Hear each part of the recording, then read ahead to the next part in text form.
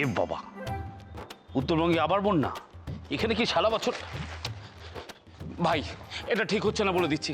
সবে খবরের কাগজটা হাতে নিয়েছি, একটু পড়তে দে। কাল থেকে পেপারে মুখ গুজে পড়ে আছো। বাজারে দর দেখা হয়েছে, এবার যাও বাজার করে আনো, যাও। সে পাঠশালা আজকে আবার ছুটি। নতুনবাবু বলেছে তোকে বাজারে যেতে, তুই যাবি মাংস আনতে।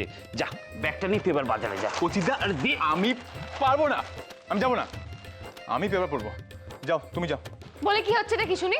দেখেছো নতুনবাবু, সবাই খবরের কাগজটা হাতে নিয়েছি, হাত থেকে টেনে নিয়ে চলে গেল।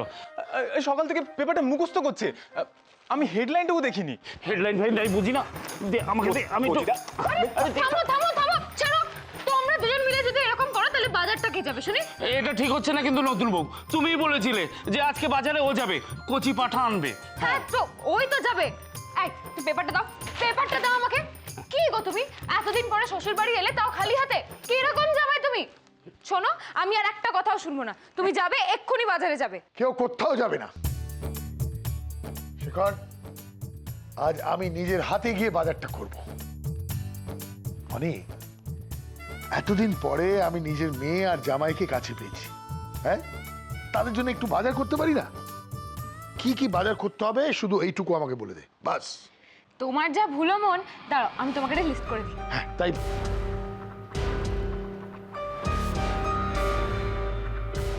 আগে ট্যাংরা মাছটা লিখ। সবাই দেখছি বেশ খুশির মুডে।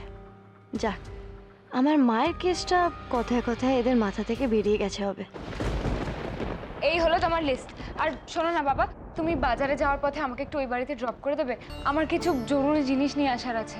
হ্যাঁ ঠিক আছে, কোনো অসুবিধা হবে না, চল। হ্যাঁ, আমারও কয়েকটা অফিসে ফাইল নিতে হবে। বনি, বাবা তো বাজার যাচ্ছি, আমি তোমাকে নিয়ে যাচ্ছি বাড়িতে। তোমরা যাও, রান্নার দিকটা আমি দেখে নেব।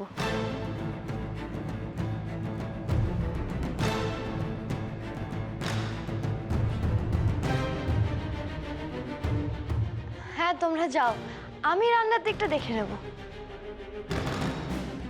থাক, তারা দরকার নেই, আমি দেখে নেবো খন। তোমার একটা কাজ ছিল না? আজকে না তোমার মাকে নিয়ে সবার সামনে দেখা করানোর কথা? কোথায় তোমার মা? যাও নিয়ে এসো। হ্যাঁ মো, তুমি আজই গিয়ে তোমার মাকে নিয়ে এসো। উনি অসুস্থ মানুষ। তুমি এক কাজ করো, তুমি সকালেই নিয়ে এসো, যাও। হ্যাঁ হ্যাঁ যাবো, যাবো।